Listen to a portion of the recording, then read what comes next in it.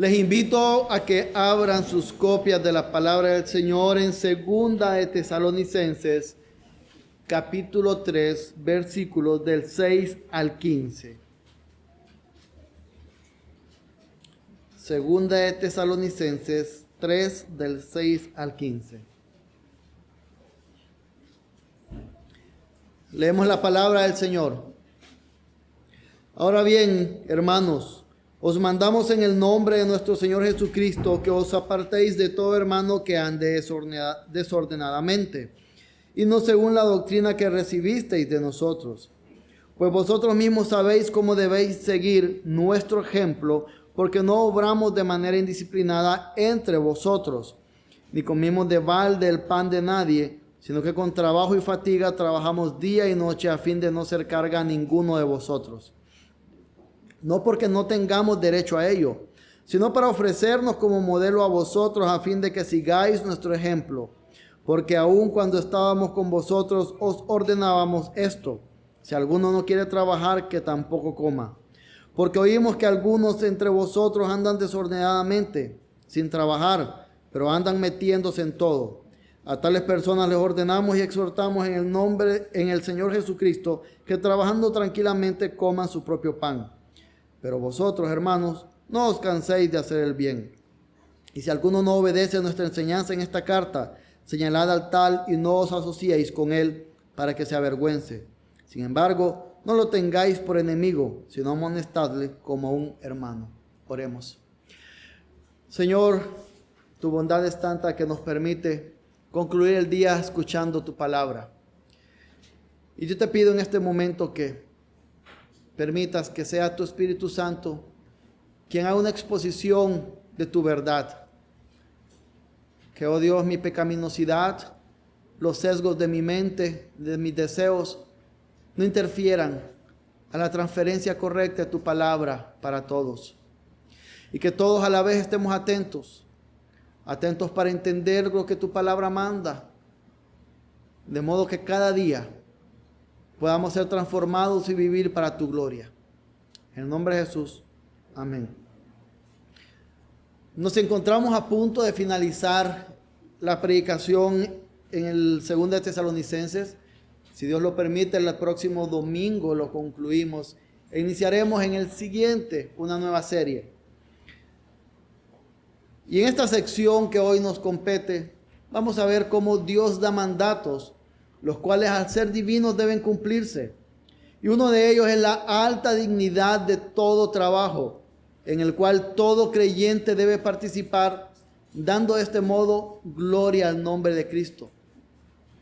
Pero cuando un creyente no cumple con este mandamiento, el resto del cuerpo tiene el deber de señalar el pecado, para no ser influenciados por este pecado y llevar al hermano al arrepentimiento. Y comenzamos viendo el capítulo 6. Ahora bien, hermanos, os mandamos en el nombre de nuestro Señor Jesucristo que os apartéis de todo hermano que ande desordenadamente y no según la doctrina que recibisteis de nosotros. Y veamos primero un mandato que se está dando en el nombre de nuestro Señor Jesucristo. Esto significa que el mandato que recibimos acá, y no solo en Tesalonicenses, sino que en toda la Biblia, es un mandato divino. La palabra de Dios es inspirada, respirada por el Señor. Y por lo tanto, al ser un mandamiento de Dios, debe de cumplirse. Muchas veces vemos, los que han podido leer, cuando un Congreso Nacional da una ley, al final dice, cúmplase. Pues la palabra de Dios, al venir no de un ser humano falible, pecador, capaz de cometer muchos errores, al venir de Dios mismo, debe ser cumplida. Y a veces vamos a decir, como yo conversaba con una persona que quiero mucho anoche, y con quien no estamos de acuerdo en algunas cosas, y decía, pero vivir con tantas reglas, pero no estamos viviendo con tantas reglas que nos restringen. Lo que estamos encontrando en los mandamientos que el Señor da son guías que al seguirlas nos aseguran una vida tranquila.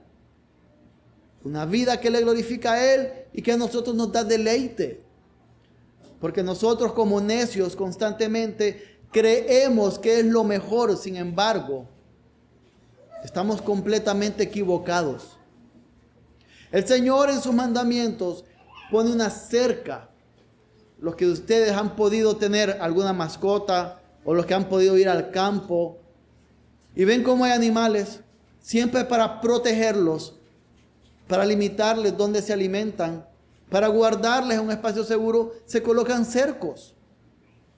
Y eso es lo que el mandamiento de Dios, el cual es divino y mandatorio, busca para nuestras vidas. Busca colocar cercas. Cercas que nos protejan. Que al cruzarlas, al saltarlas en nuestra necedad, vamos a encontrar muchas dificultades para nuestras vidas. Pues lo que estamos viendo aquí es que este mandamiento, en el nombre del Señor Jesucristo, recuerda ese carácter divino de lo que ordena, de lo que prescribe, de lo que nos invita y nos lleva a creer o a cómo vivir la palabra del Señor. ¿Y cuál es este mandamiento en esta ocasión?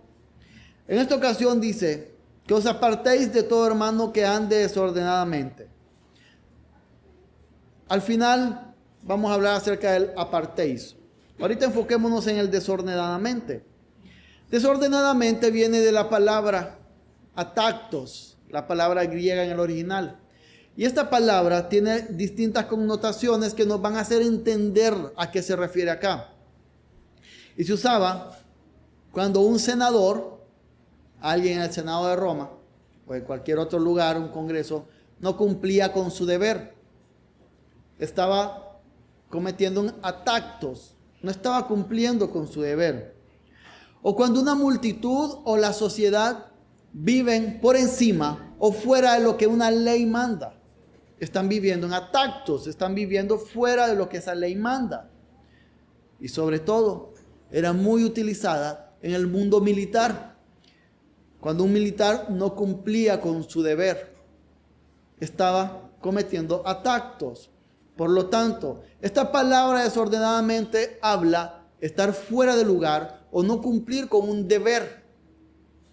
Y lo que está mandando el Espíritu Santo a través del apóstol Pablo acá es a recordarnos que hay mandamientos en los cuales o por los cuales debemos de vivir, porque si no estamos fuera de ellos, fuera de lo que el Señor ordena.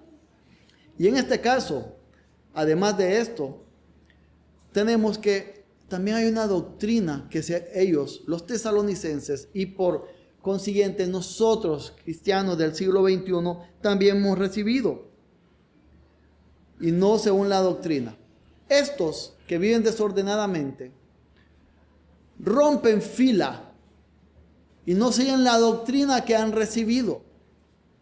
Y viven a su modo, a su antojo, creyendo, como dice el libro de Proverbios, que todo camino al hombre le parece recto, pero su fin es fin de muerte. Porque se vive muchas veces bajo la premisa del deleite. Y quiero aclararles algo. No está mal buscar el deleite máximo en nuestra vida. El problema es no entender que es el deleite máximo. Y el deleite máximo en nuestra vida es el Señor mismo. Y buscar en el deleite en el Señor es lo que debemos de hacer, porque si en nosotros, en nuestra naturaleza, el Señor colocó el deseo de buscar deleitarnos, es porque debemos de hacerlo. El problema es cuando en nuestro pecado buscamos ese deleite en cualquier cosa, persona, circunstancia o lo que sea, pero no en Dios. El Señor puso en el ser humano el deseo de deleitarse, de disfrutar, pero en Él. Y entonces cuando estamos en atactos, viviendo desordenadamente, no según la doctrina que se ha seguido, al igual que los tesalonicenses, no estamos siguiendo el deleite en el Señor. Y ahí debe estar el mayor deleite. No en una intimidad sexual inadecuada. No en los videos o en las películas que podemos ver a escondidas. No en el chisme o el murmurar de otros. No en el exceso de alimentación, no en el exceso de comida o de bebida. No en el querer mostrar ante otros que yo tengo la autoridad y no escucho a los demás, sino que los aplasto. Esos tipos de deleites son destructivos. Nos lleva la palabra a buscar deleite en el Señor. Y esa es la doctrina que se ha recibido. Creyente, cristiano, el mayor deleite que va a encontrar cada uno de nosotros es en el Dios Santo. Y para encontrar ese deleite, Él ha colocado esas cercas que nos protegen y nos hacen disfrutar de Él. De este modo, vamos viendo esta primera parte. Ahora bien, vamos del versículo 7 al 9. Pues vosotros mismos sabéis cómo debéis seguir nuestro ejemplo, porque no obramos de manera indisciplinada entre vosotros, ni comimos de balde el pan de nadie, sino que con trabajo y fatiga trabajamos día y noche a fin de no ser carga a ninguno de vosotros. No porque no tengamos derecho a ello, sino para ofrecernos como modelo a vosotros, a fin de que sigáis nuestro ejemplo. El apóstol Pablo no solo dio una instrucción, no solo enseñó una doctrina. Él recuerda que él enseñó con un ejemplo. Que él mostró con ejemplo cómo vivir de acuerdo a la doctrina que se enseña. Y él no dijo como podemos decir nosotros, haz lo que digo, no lo que yo hago. Él mostró con su ejemplo cómo se puede vivir en esa doctrina, en ese mandamiento que es bueno para nuestra vida. No le importó su posición, porque él, en el versículo 9 dice, no porque no tengamos derecho a ello. Él como apóstol tenía derecho de dedicarse solamente a la palabra y permitir que la iglesia le sostuviera. Y no está diciendo que él no bendijo o no permitió que otros le bendijeran al servirle, pero está diciendo que no abusó de esa parte. Y encontramos en otras partes donde dice en la Biblia que él trabajaba haciendo tiendas y que otras iglesias incluso le enviaban para el sostenimiento de la obra que él pudiera predicar. Pero él, con el derecho que tenía, no abusó de este. Él actuó de forma correcta y él mostró cómo se debe de vivir en contra del pecado y cumpliendo el mandamiento del Señor. Pero a veces podemos caer en un error también. A veces podemos decir nosotros, pensemos los padres, que cómo le voy a decir yo a mi hijo que no mienta si yo miento. Eso tiene un truco erróneo en él. Porque la moralidad es objetiva, procede de Dios. Y aunque no es lo correcto, aunque nosotros a veces no cumplamos un mandamiento, no significa que no debemos instar a que todos lo cumplamos. Puede ser que yo esté luchando con la mentira. Aún así yo tengo que instarles a ustedes, instarnos a todos a que no vivamos mintiendo. Porque la verdad moral no viene del ser humano que la dice, viene del Señor que la instituyó. Y muchas veces recuerdo mis épocas de adolescentes que pasaron hace tiempo. A veces uno como adolescente, cuando empieza a luchar más con la autoridad, quiere decirle un padre, pero si usted no hace eso y quiere que yo lo haga. Y estamos tan equivocados, jóvenes, si llegan a utilizar ese argumento, porque la verdad moral, la autoridad de la moralidad no viene de sus padres, viene del Señor. Y aunque como padres no estemos cumpliéndola muchas veces, no es una carta abierta para que vivan en su pecado, porque no lo instituyó el Señor, no lo instituyó el ser humano, el mandamiento, sino que el Señor. Así que cuando queremos utilizar esos argumentos de que Él no lo hace y por lo tanto yo no lo voy a hacer, en verdad estamos siendo tan necios que no nos damos cuenta que estamos yendo contra Dios.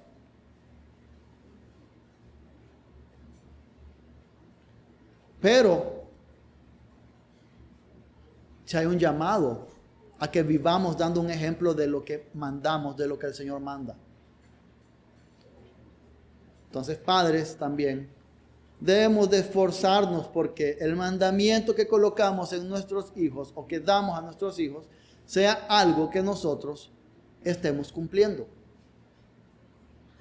No necesariamente para que nuestros hijos vean un ejemplo, eso es bueno, pero es porque el mandamiento lo ha dado el Señor y tenemos que cumplir el mandamiento de Dios. Entonces tenemos a este hombre, Pablo, que está diciendo: ustedes saben cómo anduve en medio de ustedes. Ustedes saben que no anduve de forma desordenada. Y luego viene al punto, al meollo del asunto de lo que está pasando. Y él dice, desde el versículo 10, porque aun cuando estábamos con vosotros os ordenábamos esto: si alguno no quiere trabajar, que tampoco coma. Porque oímos que algunos entre vosotros andan desordenadamente sin trabajar, pero andan metiéndose en todo. A tales personas les ordenamos y exhortamos en el Señor Jesucristo, que trabajando tranquilamente coman su propio pan. Y al punto al que está llegando es, hay un mandamiento que el Señor ha dado. Yo les he dado ejemplo de cumplir el mandamiento. Y este mandamiento es: trabajen. Y hay un mandamiento del Señor a trabajar, y esto que estaba pasando con los tesalonicenses se repite a lo largo de la historia. Y vamos a ver, por ejemplo, en el siglo XVI, en el contexto de este mes de la Reforma, como una de las doctrinas que la Reforma protestante recuperó fue la doctrina de la vocación. Porque llegó a haber una cúpula del clérigo que se creía que solamente el que servía como sacerdote o como monja estaba sirviendo a Dios, estaba llegando hacia el Señor. Y yendo a la fuente, los reformadores dijeron: no, el Señor manda en su palabra y muestra que todo trabajo es digno y que todo trabajo se hace para su gloria. Y lo podemos ver en Colosenses 3, se los leo, del 22 en adelante. Siervos, es decir, a los empleados, obedeced en todo a vuestros amos en la tierra, no para ser vistos como los que quieren agradar a los hombres, sino con sinceridad de corazón, temiendo al Señor. Y todo lo que hagáis, hacedlo de corazón, como para el Señor y no para los hombres, sabiendo que del Señor recibiréis la recompensa de la herencia. Es a Cristo el Señor a quien servís. Hay una doctrina de la vocación que dice, que indica que todo trabajo es digno y que debemos de hacerlo para la gloria del Señor. Pero algunos dirán: uy, pero yo estoy estudiando. Pues ese es su trabajo. Es cumplir con esa labor de estudio. Y esto aplica tanto para el que sale a la oficina como para el que trabaja en casa. Porque también se ha equivocado muchas veces y se ha querido ver que el trabajo que hace una ama de casa no es trabajo. Y créanme, las veces que me ha tocado hacer a mí esa labor porque mi esposa no ha estado, es algo duro. Algo duro, y no sé cómo lo hacen. No tengo idea. Entonces toda labor que hacemos es para el Señor. Y hay un llamamiento a una vida, al trabajo. Ahora, estamos en una época un poco confusa en donde se nos empuja y dice: Si su trabajo no le da el mayor gozo del mundo, si no se despierta cada día con aquella gran sonrisa y dice, oh, voy a mi trabajo, sálgase y váyase. La palabra nos enseña cómo después de la caída, abrojos y espinos iba a dar la tierra en el trabajo. No van a haber trabajos fáciles porque estamos en una tierra bajo condenación. Y en el trabajo que nos corresponda, con los jefes que nos correspondan, que nos toquen, con los compañeros de trabajo que también nos tocan, y con nuestro pecado que llevamos, debemos de hacerlo de forma digna como para el Señor. Y luego les dice aquí a estos tesalonicenses, muchos de ustedes ni siquiera no trabajan, andan de metiches en otras cosas. Se andan metiendo en lo que no tienen que estar, en lugar de enfocarse en lo que sí tienen que hacer. Y aquí hay un llamado serio.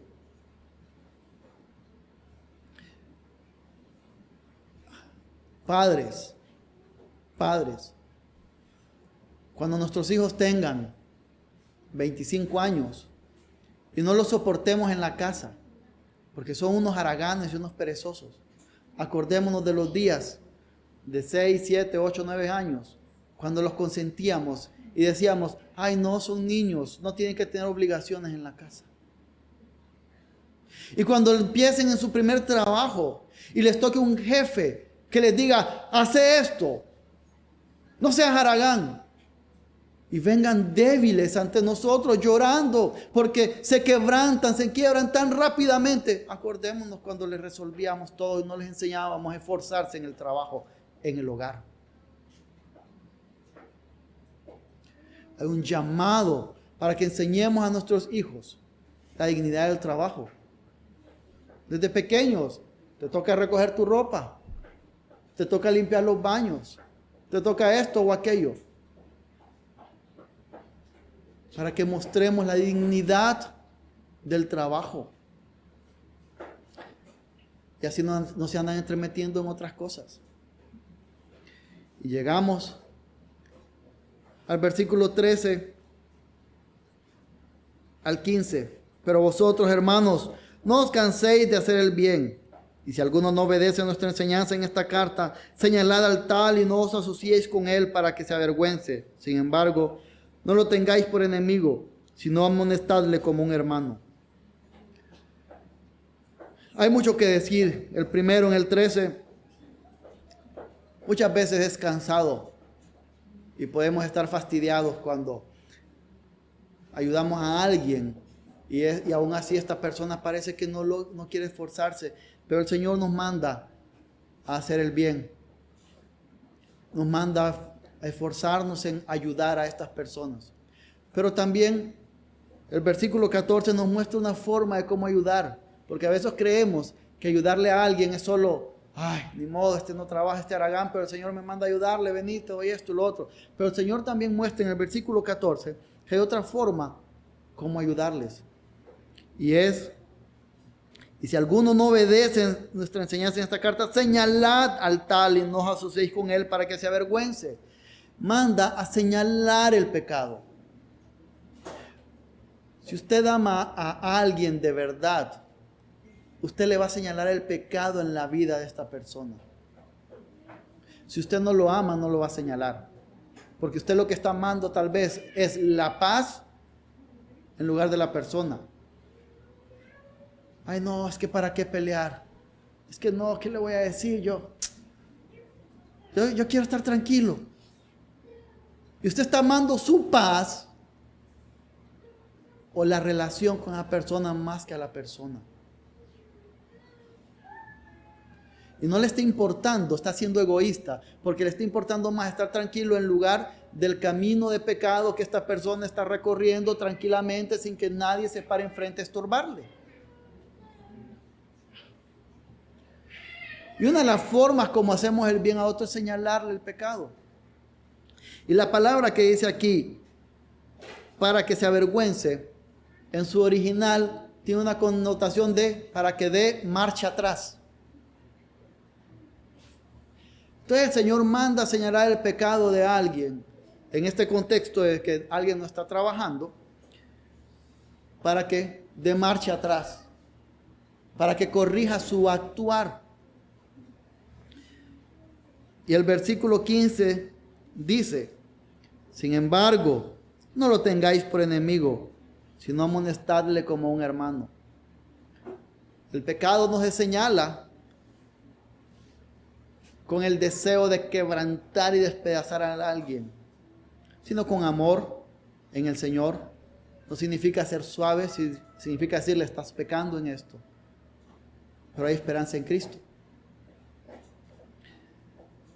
Ahora bien, hemos visto todo lo que está acá, como hay un mandamiento del Señor, como nosotros somos llamados a dar ejemplo, a cumplir ese mandamiento. Aún así, aunque alguien nos dé mal ejemplo, hay un mandamiento que cumplir. Hemos visto también cómo debemos de señalar el pecado en otros. Y está hablando del trabajo.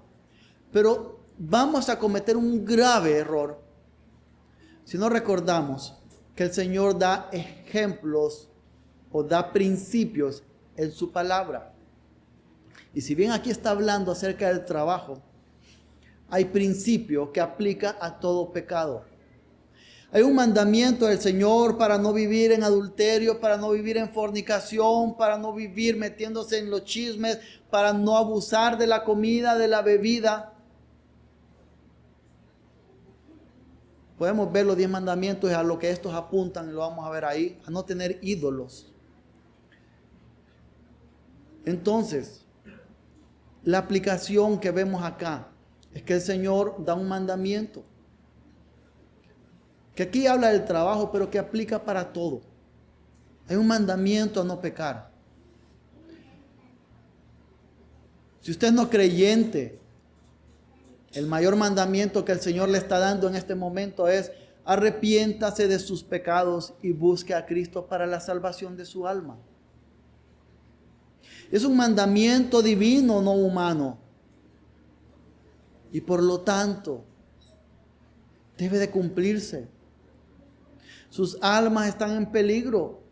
Y si usted ha estado viniendo constantemente a la iglesia y sabe en su corazón que no se ha arrepentido de sus pecados, hay un mandamiento para ir a Cristo y convertirse. Creyente, hay un mandamiento del Señor para dar ejemplo con nuestra vida de cómo se debe de comportar un hijo de Dios. ¿Significa que nunca vamos a pecar? No, ya lo hemos visto en otras ocasiones. El pecado nos va a estar golpeando siempre. Pero uno de los ejemplos que vamos a dar, y a ustedes padres, uno de los ejemplos que pueden dar a sus hijos, es cuando sus hijos los escuchen a ustedes pidiendo perdón al Señor por sus pecados. Porque va a mostrar la humanidad pecaminosa de cada uno de nosotros, pero el perdón que hay en Cristo.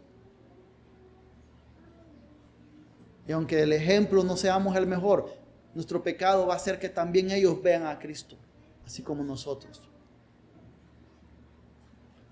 Pero también tenemos otro llamado: a amar a alguien tanto como para que no nos importe perder una amistad, o no nos importe que nos deje de amar un hijo, un padre, un hermano, pero que le digamos en amor, en Cristo: esta conducta es pecaminosa, y si no la cambias, vas directo camino al infierno.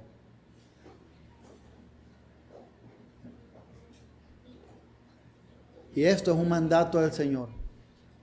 Por lo tanto, cúmplase. Oremos. Señor, gracias porque tú has colocado cercas alrededor nuestro.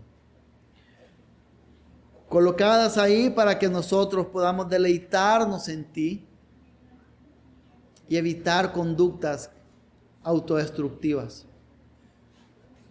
Aún así, a veces no cumplimos tus mandamientos y te pedimos que seamos sensibles a tu Espíritu Santo, Dios Trino, para entender cuando estamos pecando y podamos ir en arrepentimiento a ti.